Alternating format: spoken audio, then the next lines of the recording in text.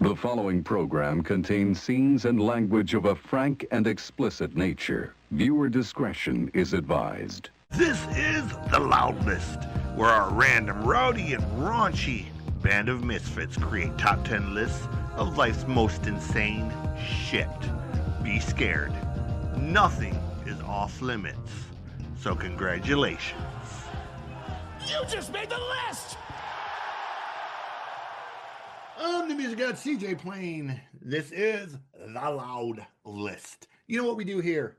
We bring you top 10 lists that rock. This week, over here, there, up, down, wherever he is on your screen, or if you're listening to the audio section, wherever you hear the voice, it is Mr. Jeremy Bryant, longtime collaborator. I've been on his stuff a bunch of times. He's been on mine a couple of times. And tonight we're going to get into some business. But first, I'm going to give you a short rundown on who he is and a little bit of background. Greetings, sir. Always good to be back working with the music god himself. And yes, I am Jeremy Bryant. You can find me on Paranormally Normal, Maniacal Music Musings, or The Asylum with Harley and Joker. I can be found a lot of places and guesting on random shows here and there. Yes. I always have lots of fun with the stuff you come up with because sometimes it's really fun and sometimes it's really frustrating that stuff that I believe should be on the list isn't on there. But, you know, it's just all part of the nature. Blame the rankings. Don't blame me. I don't make these things up. Well, we are going to do a few brackets on here. This is going to remain probably 95% top 10 list, but just to break up the monotony and to have some fun, I do have a few brackets that I'm going to throw into the mix for this. And my brackets will be all stuff chosen by me, but the brackets will be completely randomly generated by the Wheel o' Death. I'll just input what I believe to be the best of said categories, and we'll let the Wheel of Chaos decide who goes against who for the first round, and then from there take off. Tonight we're doing the top 10 greatest Nicolas Cage movies. These are our opinions and our opinions only. Going into this, I did not realize that Nicolas Cage had done 100+ movies. It's ridiculous. I mean, he's one of the hardest working actors in Hollywood to this day. I knew he had done a lot of movies, but I didn't know it was like 118 some movies. He's got 3 movies coming out this year, for God's sake. Yeah, so I was kind of like, okay, well, we're just going to run through this list real quick. I'm going to choose the 10 that I think are the best. And I almost guarantee our lists are going to be 100% different. Probably. But that's okay, you know. That's what it's all about. So, kicking it off for Mr. Bryant, number 10, sir, for you is what Nicolas Cage movie? Let's see. I pulled 11 movies out of this, and I picked my top 10 out of that because I think the 11 movies I know I've seen and I remember. All right, well then let's do this because I have 2 honorable mentions. So if you have an honorable mention, we'll do that first. So honorable mention. Yeah, the one honorable mention I had that didn't make the top 10 was National Treasure, and I guess you could throw the second one in there as well because they were enjoyable movies, and for a false history conspiracy nut like me, I freaking love the idea of a book of secrets. That's cool. All right, so my honorable mentions were the movies Drive Angry and Kick-Ass. Kick-Ass didn't make my list because he kind of was only in it in a very limited thing. I'll get to that. And then Drive Angry was, you know, good movie, but not in my top 10 because I have 10 that I enjoyed more. So those are my 2 honorable mentions. So back to number 10. Number 10 for you is what movie? My number 10 is a movie I saw when I was a teenager with him in it, and it's always been a okay movie. I liked him in it, and now being a dad and husband, I could definitely relate more to it, and that's The Family Man.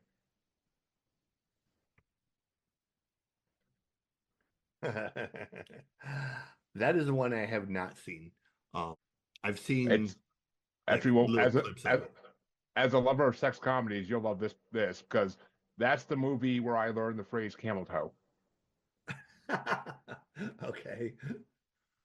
It's a scene with his daughter, but it's the phrase where I learned the word camel toe, and so that's why it sticks out in my head more than anything. It's just that me learning that one thing from that movie.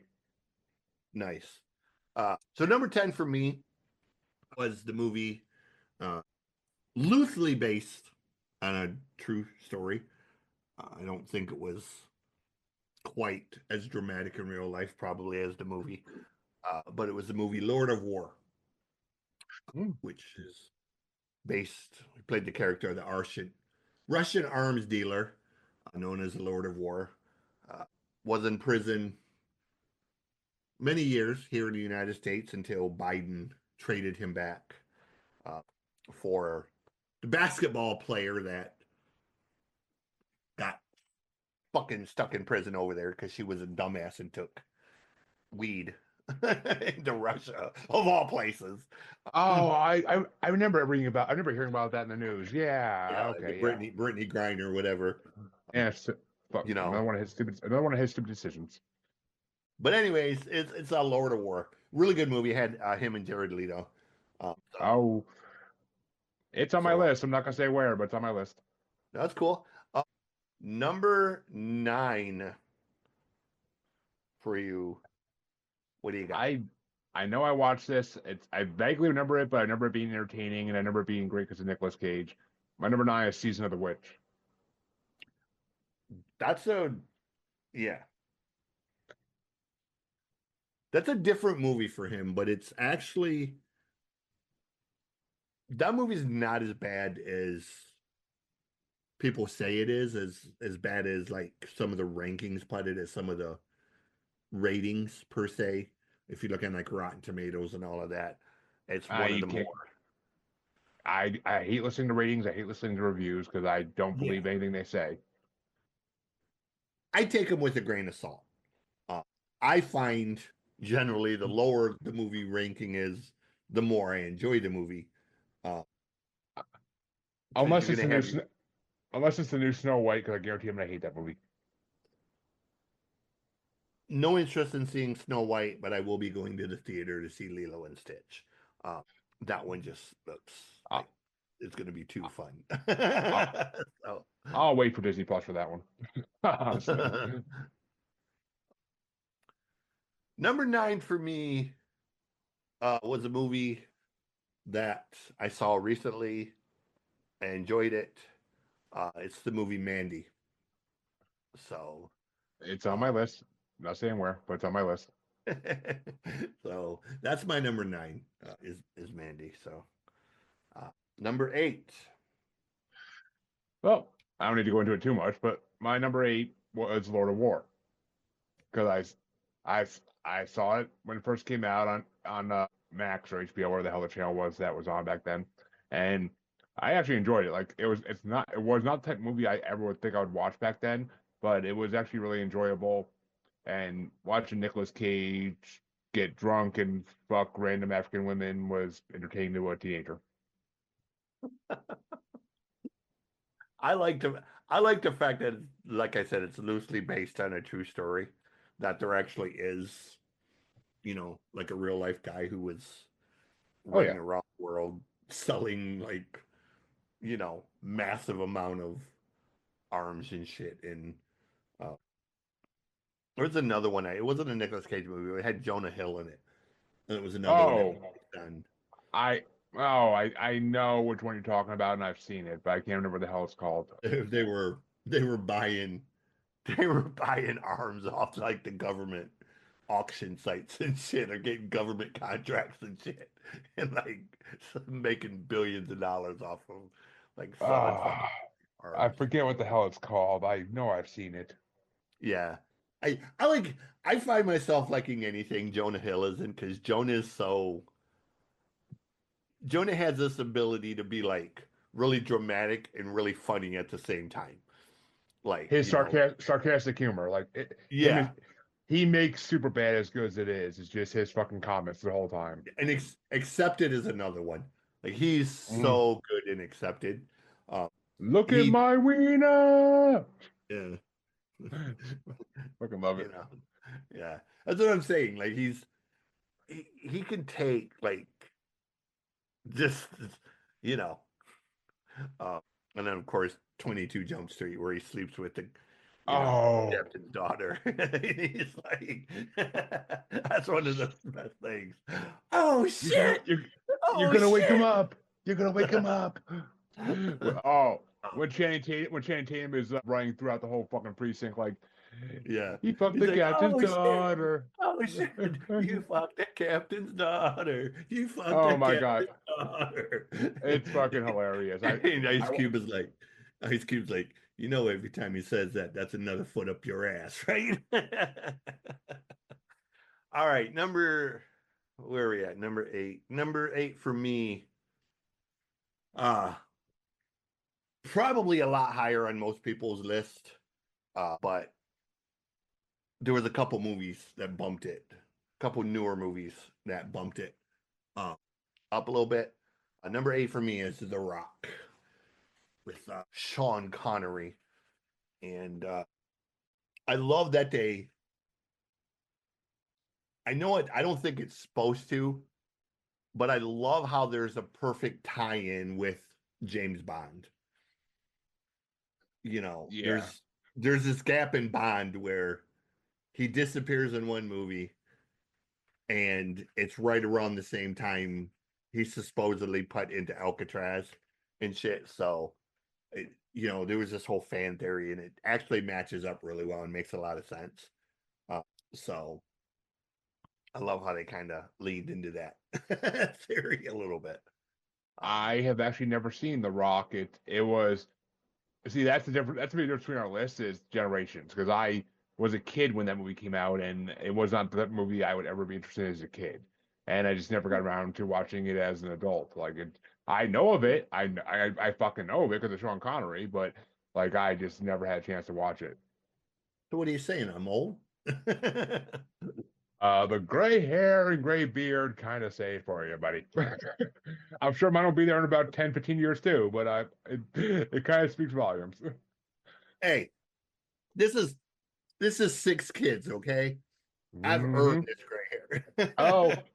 trust me, I got 3. That's why I said I'll be gray one day too. I already know it. That's It's already starting. It's already fucking starting. they have earned my gray hair, buddy. Oh fuck yeah. Man, the rain is coming down now. Whew. All right. All right. Number 7. Who do you got for what do you got for number 7? This is a sequel that he was You made, in, you but made me spit up my drink. this is the sequel he was in, but it had to make the list because I love it. It almost is better than the first, but Ghost Rider: Spirit of Vengeance. I am as I'm pretty sure you know, and most people that know me know, I am a huge comic book nerd, and I as much as people want to hate on it, I think it's one of the best comic book adaptations they did is the 2 Ghost Rider movies. I think that Nicolas Cage was an amazing Johnny Blaze, and that he did a great job at it. He was the perfect age, Yeah. and he did a great job at the role. I don't care what anybody says. And Ghost Rider peeing out fire is the funniest thing in the fucking world. So Yeah, I have no problem with the Ghost Riders movie. Uh, but then again, this is coming from somebody who will still die on the hill that Dolph Lundgren did the best Punisher movie. So, uh, I like yeah. Thomas James better. I like Thomas Jane better, but that's me. Number 7 for me was one of your honorable mentions. It's the first National Treasure. I like that movie. I'm a massive history buff, so even though it was fantastical and you know whatnot, I'm all about a movie that stretches the truth. so to speak. Mm-hmm. Maybe that's why my fascination with Iron Eagle is the way it is, because, hey, 16-year-old kid steals an F-16, flies across the world, bombs a foreign air base, and rescues his dad. Totally believable. As bad as believable as War Games, but yeah. you know, in Top Gun and pretty much every Mission Impossible movie. But so National Treasure is my number 7. What do you got at number 6? Nicolas Cage did not have a huge role in this movie particularly, but I did love it. I watched it for a shark movie bracket I was doing, and my number 6 is USS Indianapolis, Man of Courage, or Men of Courage, because and it's actually funny because it also is based on a true historical account, and both my grandfathers were on that boat.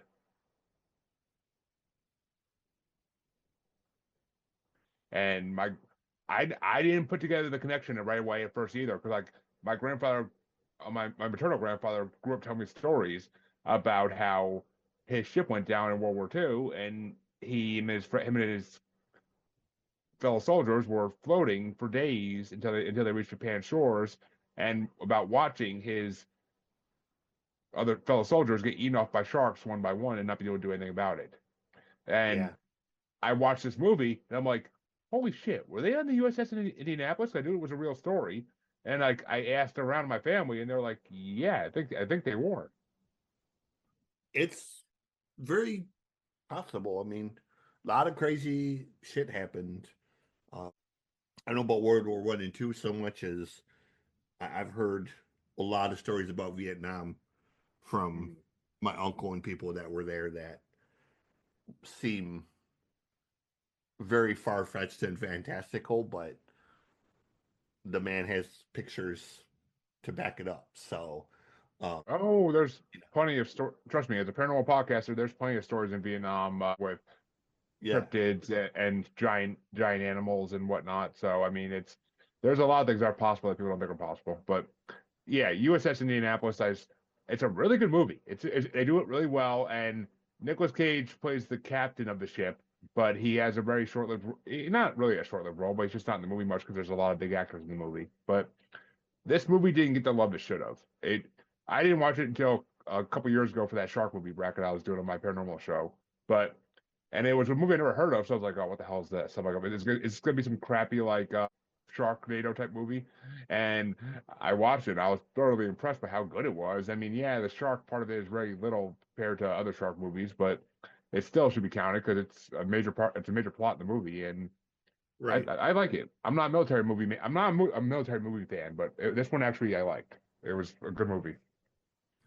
I like a good military movie if it's a good story. I So, They exactly, and that's the problem is a lot of them focus too much on the explosions and shooting people compared to actual story. So right. right. Uh, Full Metal Jacket's been one of my favorite movies for as long as I can remember. not a fan. Not a Uh, fan. I finally also, watched it. Finally watched it. Not a fan. say Heartbreak Ridge is another one, but I like Heartbreak Ridge just because it's Clint Eastwood and you know. haven't seen he's, haven't seen that one. oh my God, you haven't seen Heartbreak Ridge? Oh, that's one of my favorite movies. I Clint Eastwood and Mario Van Peebles, just they're so great together. You know, Mario plays a sort of smart ass, and Eastwood is like the hard ass drill instructor at you know, and that. So, uh, number 6 for me is one of the newer movies that sort of bumped some of the other stuff up. It was a Western movie he did. Uh, Focused a little bit more on the daughter than him throughout it, but it was a movie called The Old Way, and he plays the gunslinger who, tries to go straight, but they murder his wife, and then he teaches his daughter how to be an assassin like him. So, uh, yeah, you I'll know, have to I'll have to look for that one. I never heard of that one, but it sounds fucking yeah, fascinating as shit. it's one of the newer ones. It's a western, uh, I love a good but western if they're done well. So this one is like he has the wife and the daughter, and he's like the you know the gunslinger, famous gunslinger, and he gets married, he goes straight, stops killing people, and then of course they want some bad guys wander through, rape and kill his wife, and of course, you know, that sets him back off, and the daughter, she's Of hell course. bent on revenge, so uh, he teaches her to All right. It get sounds her like my over. kind of movie, honestly. And Yeah. I mean, actually, I was just telling you before we went live that I just remade the Rotten Tomato horror bracket, and one of the things that pisses me off is they took Bonesaw Tomahawk off the freaking list for the top Oh, 32. I mean, I get it. It's not a top 32 material. It really isn't. But then again, some of the movies they add are not either. But right. it's just, it's, they took that off, and I was like, oh, come on. I love introducing people to that fucking movie. Like, That that is a movie is really so good good. movie. And, like Sid Haig's last fucking movie. Like, it's so good. All right, so number six for me is the old way. Number five, what do you got at number five? Once again, he has a small role in this movie, but I really like his portrayal of this character. And yes, we're going back to comics, but I like this portrayal of this character, and I look forward to the TV show coming out. Spider-Man Into the Spider-Verse. Him playing Spider-Man Noir was really well done.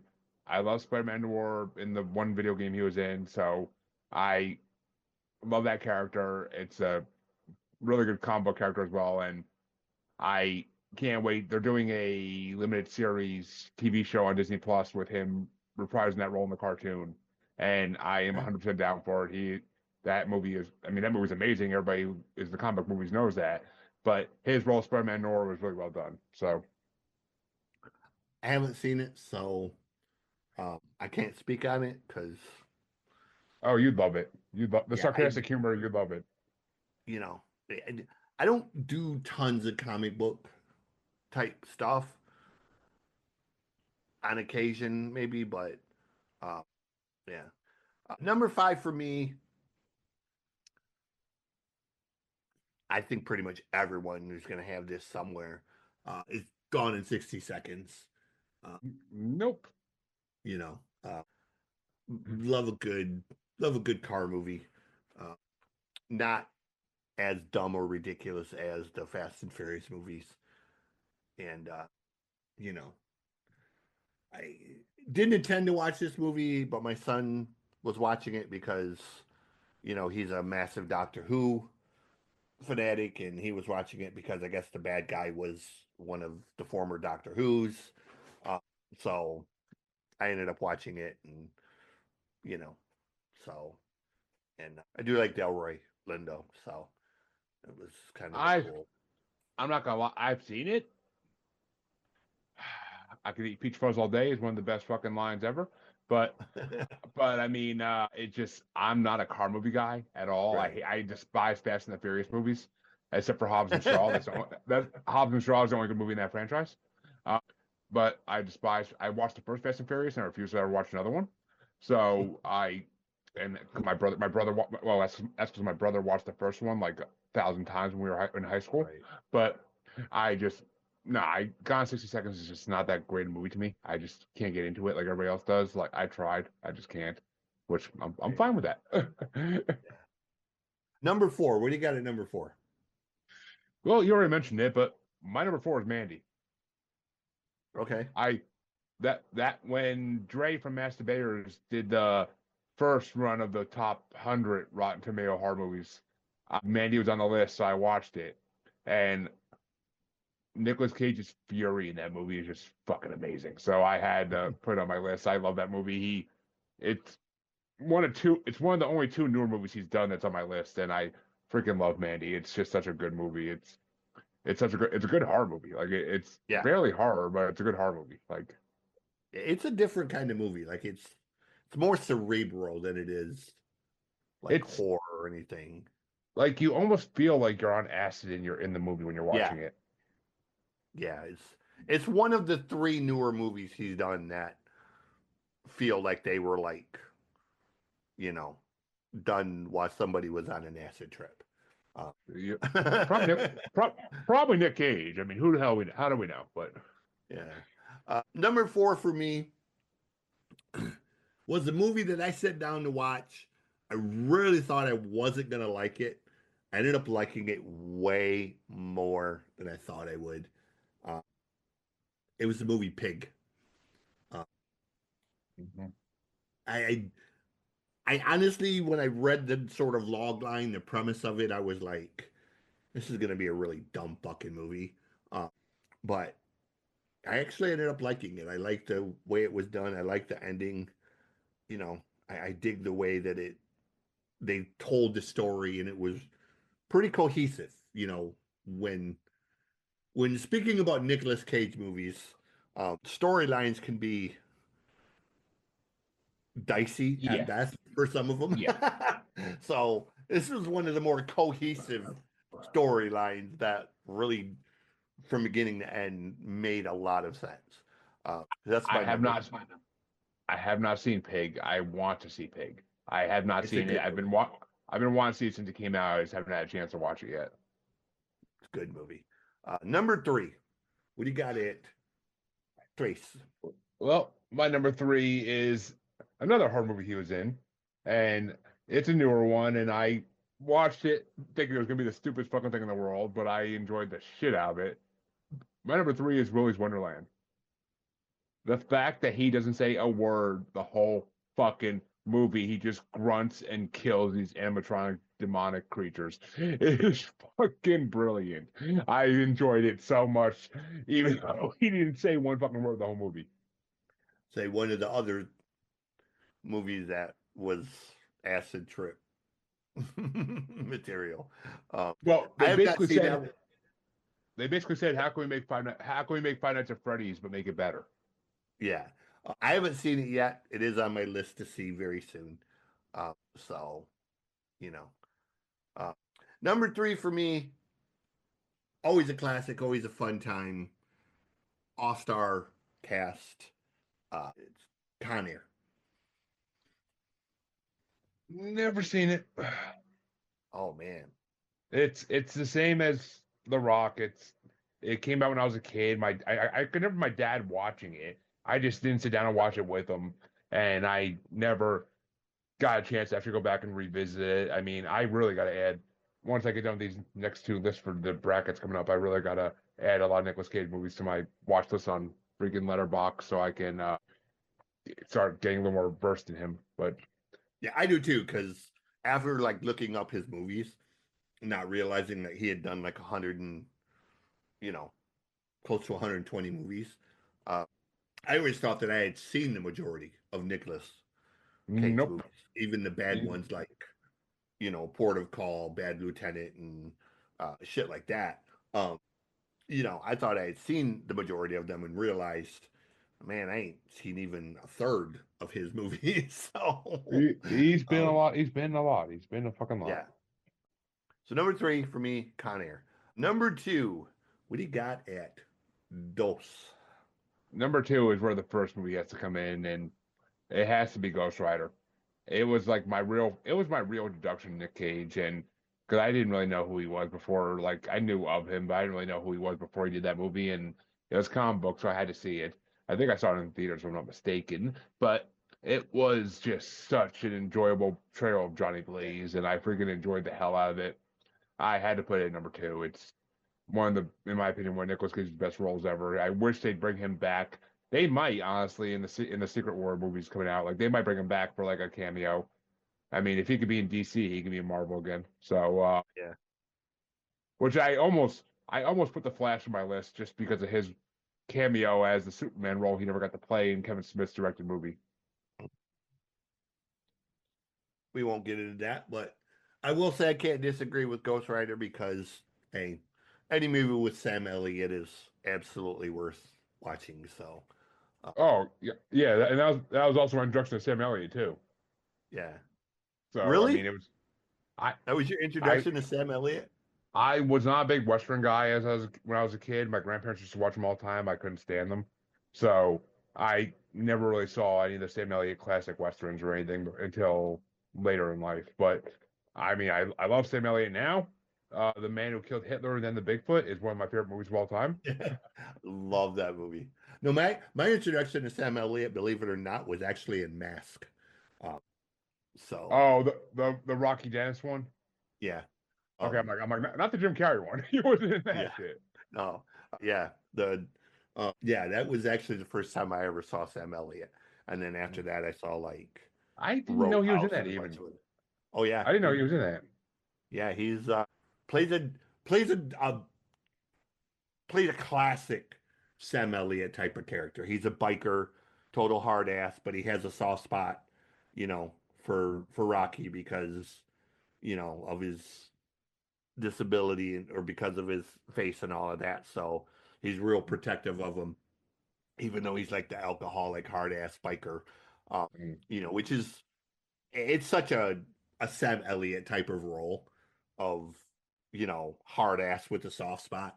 Oh, Um, yeah. I yeah. mean, that's all. So That's all he is. That's all he is in the ranch. I fucking love him on the ranch. Oh, I I knew I was gonna love that series just because the combination of those three, you Yeah. knew that at some point there was gonna be the people from that 70s show were gonna wander through there. So you knew Red was gonna come in at some point.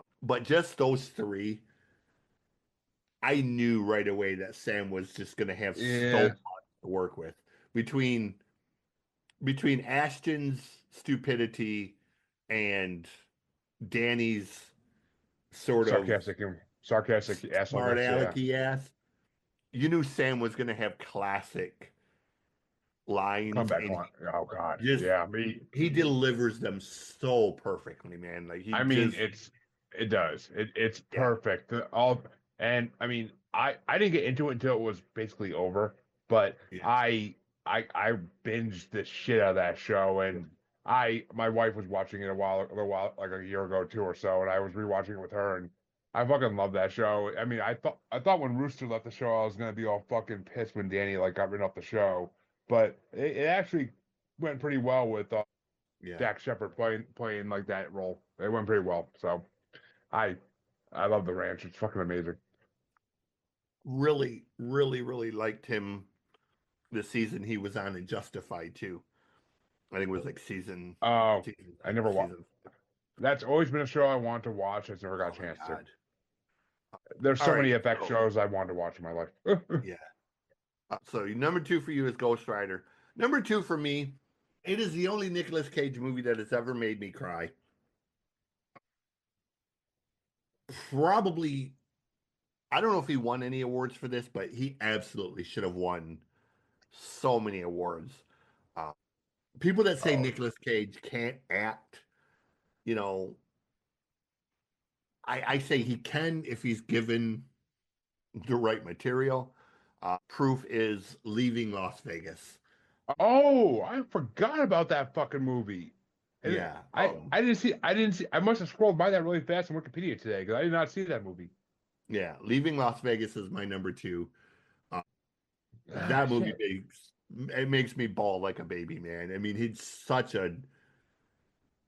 I think it's a tough role for me because I know people that have been to that point and been, and I don't think I've been that desperate, but I've been pretty far out there that I felt some of the emotions that were going on. Oh, yeah. I mean, So 100%. I 100% have almost been to that point. Like it's fucking. But that movie is so fucking good. Yeah, I yeah, watched that. We did a men's mental health. We did a men's mental health movie yeah. bracket on Bastards, and that was one of the movies on. So I watched it, and I was freaking. I forget who the actress is who plays the main role in that, Uh, yeah, I can't even remember now. but But yeah, both what of the, them are. what those guys do to her in a hotel room in the end of the movie. Oh my god, like that scene had me at the end of my seat, like, oh, are you fucking kidding me? Yeah, it's a tough movie to watch. It Oh, ranks up there with rough. Once Were Warriors for movies that are Oh, really yeah. difficult You to watch. Like you made me watch that fucking movie. Oh my god. Dude, I mean, I love that movie. it's a good I movie. love It's a that fucking movie. great movie. I love that movie, not so much for the content, but for the content. It's just an Yeah, unflinching look at what reality. what domestic violence and alcoholism does. And I know it's hard to watch, and I that's why I always warn people, like, Eh. if you watch this movie, be warned that if you have any background with domestic violence or alcoholism, you're going to be triggered like a motherfucker. Uh, you know, and I did in one of my classes for my degree, I did a PowerPoint on it, and the teacher hadn't seen it, so she sat and watched it, and she wrote me an email, and she's like, dude, she's like, that made me cry harder than I've ever cried. She's like, I had goosebumps. She goes, but she said, thank you for showing me that movie. She said, It's because, you know, um, it's reality. It happens in yeah. life, and a lot of Well, people don't realize that shit happens. and it especially happens in that part of society, in the Maori, like it happens with Native Americans and other marginalized groups where, poverty is so overpowering that, you know, alcoholism is sort of an escape from it. And then with The alcoholism comes the domestic violence and, you hmm know, and um, ignoring the hell your family's going through at the same time, yeah. but until And you're actually shown little proof of it. But yeah. it's And Timo, man, he just, I mean, I know most people are going to know him for playing, I guess, what, Boba Fett or Django. Django. I know most Well, people are going to know him for J- that. Django Fett and every clone trooper. Okay. So I know most people are going to know him for that, but man, playing Jake in that movie, man, that just, Oh, boy, it's he 100% he different leaned into role. that so fucking hard, man. It's like, holy shit, bro. Like, Uh, it's it's it it's a it brutal movie. I I I ain't gonna fucking lie for my manliness. I was in fucking tears at parts of that movie. Yeah, Like it's yeah. fit, but I mean, and the one thing it did teach us is that Django Fett can't sing for shit. But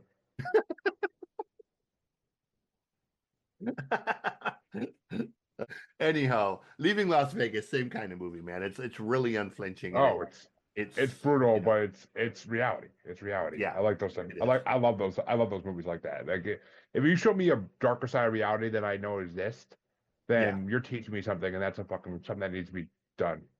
yeah. So that's my number two, leaving Las Vegas. Uh, so number one, uh, we've we've counted down from 10 to 9. We are at uno, number one, what we consider to be the best Nicolas Cage movie. So for your number one, what do you got at number one? You already mentioned it kind of as an honorable mention, but my number one is Kick Ass because I love Nicolas Cage's portrayal as a real life Batman. A real life Batman, because that's Batman wouldn't last 5 seconds in the real world. He would be taken down by a mobster like Kick Ass in a fucking hot second. And seeing what happened to Nicolas Cage in that movie made me realize that, like, holy shit, like this is what actually would happen in real life if someone tried to be Batman. Like, you Yeah. would not. There's not gonna be nobody saving your ass. You're gonna be fucking taken out, and by the time they save your ass, it'll be too late. And Nicolas Cage playing the best superhero name ever, Big Daddy, fucking I love Kick Ass. Like my cousin put it on when I was up in Massachusetts before I lived here visiting, and like my cousin put it on when we were at her apartment, and I didn't even know what to expect. I remembered hearing about it, but I never actually wanted to watch it. But I watched it, and I was so amazed by how good this movie was that Yeah. I had to go home and show my best friend when I got home like this movie, and he was like, "Oh my god!" He's like this, like he thought it was the stupidest thing in the world too. And the opening scene changed his mind, like when the mentally handicapped person climbs the tower and jumps off and thinking he could fly, and then fucking kick-ass narrates like, yeah, that's not me. That's just someone who escaped from a mental hospital. Like he's fucking That movie is perfect. That movie is perfect in every aspect. I gotta rewatch that. It's been a long time. And But everyone in that movie went on to do like really great stuff. Chloe is doing great stuff. Aaron, it's hard to believe, like seeing Aaron now, like watching him in Craven the Hunter, and then thinking back, like, holy shit, that's the same little scrawny, oh, geeky dude I from Kick-Ass. that just came on Netflix. I have to watch it. I have not seen Yeah. it yet. But I'm just saying, like, to see him now and think back, like that's the same like sort of scrawny dude from Kick-Ass. Like, man, he has put on muscle and weight in like all of the Oh, right ways. And I didn't know it was him even. Holy shit! yeah, so As yeah, Craven? As Craven? yeah, yeah. So No. the Oh, dude playing Craven is what's his is the kid from I Kick-Ass. don't know his name even. But yeah, Yeah, oh my God, I now want to watch the movie even more because that's fucking incredible. yeah. But I mean, he's had a few roles where he's played the sort of tough guy now, and very believable, man. Like he's I would have when I saw Kick Ass.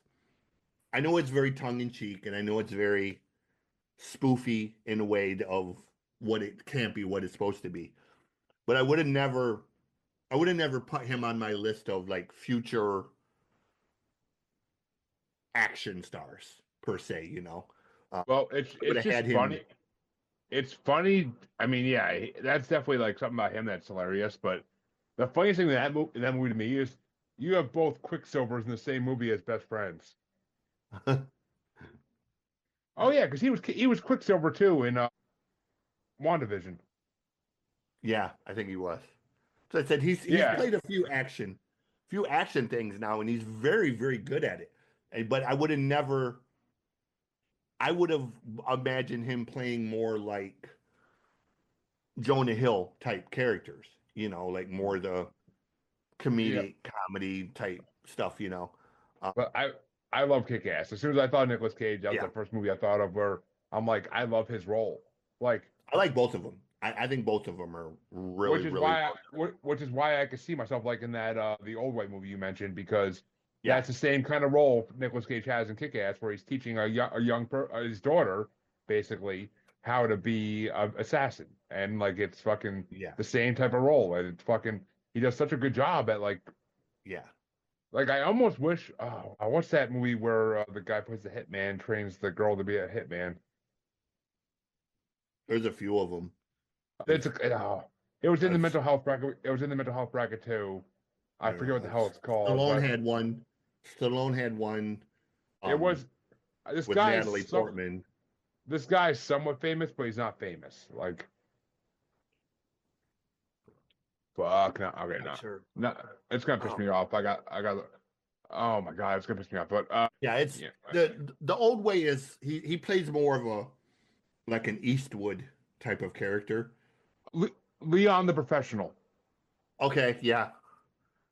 I was Like gonna say there most was Leon. There was the one that Stallone did with Natalie Portman. There was no Leon the one called Professional. Chocolate. Yeah, Uh, I've seen Chocolate, I think, but Leon the Professional, like I never watched the yeah, movie until like the last year, and that that's movie the was one that has so good. Jan Reno in it. Yeah, it was such a good movie, and like Yeah, I love. I mean, it's that wolf and cub like yeah. natural storyline. It's always like even Mandalorian does it, like Last of Us does it. Pedro Pascal's good Right. at that role, but I Uh, mean, so is Nick Cage. so my number one, probably the role he's most famous for, a role that he is actually going to get to reprise because they're actually finally getting around to making a second part, uh, a part two to it. Why they waited 30 years to do a part two, I don't know. Uh, but my number one is Face Off. It's just that I've seen classic. it. Yeah, I've seen it's that it. classic role. I don't remember You it, know, but I've seen it. it's him and John Travolta. He plays Castor Troy. Uh, in you spend Wait a half the minute. movie. Is John Travolta coming back to acting? Yeah, so he's actually going to be in it with Nicolas Cage. They're making Face Off too. How they're gonna play it, I don't know, because the ending was pretty definitive. But it's an action movie, you know. People come back from the dead all the time, so uh, you know they just did I it in they just did it in the Accident Man. They made part two, and I was kind of be like, wait, how are they making a part two with Scott Adkins? And my friend's like, why do you say that? Because he literally took a shotgun blast to the face at the end of part one. He was dead. Half of his skull was missing. It showed it. Top half gone. Like, how the fuck are they gonna do a part two with him? And then you find out like it's his twin brother. oh, And then I was like, okay, that makes sense. Because I was like, he was pretty fucking dead in part one. Like, it wasn't like, okay, he got shot and it was like a John Wick type of thing where he may or may not be dead. No, they showed him laying on the ground with the top half of his fucking skull missing. Like, it was pretty fucking definitive, okay? Like, that wasn't a flesh wound, buddy. Like, I, if I'm gonna watch part two, I definitely got to rewatch part one of that because I know I've seen it. It's just been a while, yeah. and I don't remember what the hell it is even. Like Face any Off. degree. Yeah, I mean, it was one of the early Nicolas Cage movies, man. It was, Yeah, oh, he's famous for it though. I mean, yeah, it's a movie it was his I've always biggest role. known that name. I've always known that name, Nick Face Off. So it's probably his biggest role, because it's kind of what made him a superstar even before Gone in 60 Seconds or anything else. I have to say, I am so fucking happy you did not have Raising Arizona on your list. That That's a is movie that that's one of my top 10 worst movies of all time I've ever seen. I would say that's a movie that's very. It's fun to watch if you just really want to watch a dumb, stupid movie. Like if you just want to watch like a dumb, pointless movie, Oh, then no, it's good for that. But that's on rotisserie cinema, the year that movie came out, Aaron picked it as his movie for that year, and he thought it was like the greatest thing he's ever fucking seen. And I'm like, it's horrible. I'm like, it is the most boring movie I've ever seen in my fucking life. Like, it literally is the most boring movie I've ever seen. It's so bad. I mean, I wouldn't. It's far from the worst movie I've ever seen, but I Well, would not put it anywhere no, near. I I wouldn't put it anywhere near a top 10 list. I I couldn't rewatch that movie if someone paid me. Like it's just so it took Yeah. me I went out for so many cigarettes during the first time I watched it because I just couldn't keep watching. I'm like, what the fuck? Like it's horrible. It's just horrible. Like, oh my God. It's and I'm I like, feel that please. way about. I feel that way about American Psycho. People Oh just, well, Christian Bale. yeah, like there's something It's about that movie that just makes me want to stab myself I in the face with a spike. Like, I watched it. I watched it for some bracket. I think it was the serial killer movie bracket we did on my show, but I wasn't highly impressed by it. It was all right. It wasn't. It wasn't amazing. It wasn't like. I mean, I hate the original Psycho, but American Psycho is not good either. Really, yeah, it's all right. It's all right. I mean, the fact he's always listening to music kind of pisses me off. yeah. So that is our top 10 list of the top 10 best Nicolas Cage movies. This is the Loud list. As always, top 10 lists and the occasional bracket is what you'll be hearing here. Mr. Jeremy Bryant, is there a web address or a social media or anything where they can find you? Webpage? Yes. I mean, you will find me back on this show from time to time, of course, and you could find me on Facebook as Squatchy Largefoot, a bipedal Sasquatch trained by Arcturians to write on Facebook for me. I don't know how, don't know why, but he works. And you can also find me as Uncensored, Unapologetic, and Untamed UQ Podcast Collective Group on Facebook. On X and the Gram, it's at Juggalo Bastard. And on TikTok, it's at Juggalo Bastard Podcast. And you can also find me on YouTube as Paranormal New Normal or Maniacal Music Musings, the only place to see all my episodes I've ever done. And of course, if you want to hear me talk movies, go look at Letterboxd. If you're on Letterboxd, go to Para Movie God, Para Movie God, and you could see all my reviews for movies I'm watching for brackets currently. I update it weekly. I have movies going on there weekly. I give reviews for. Some hilarious, some just a couple words like "fuck this movie." But, oh, and I mean, we do horror movies, so there's a lot of "fuck this movie." But yes, those are all the places you can find me. Nice. I'm gonna have to add you on Letterboxd then because I have one, but I haven't done much with it, and I need to. I started doing Letterboxd when we started doing horror movie brackets on my show, and I wanted a way to keep track of things and actually remember what I thought about movies that I had watched like a couple months before I did the bracket. So I'm like, I looked for something that worked, and Letterboxd was out there, so I was like, all right, let's use it. And I mean, I like it. It actually tells me how many movies I watch a year, which is I watch like 200 to 300 movies a year, so that's pretty impressive. So I'm like, Nice. shit, I like knowing how many movies I watch a year. Beautiful. As always, we end it this way. Be well, treat each other with kindness, and remember, music and movies will heal your soul.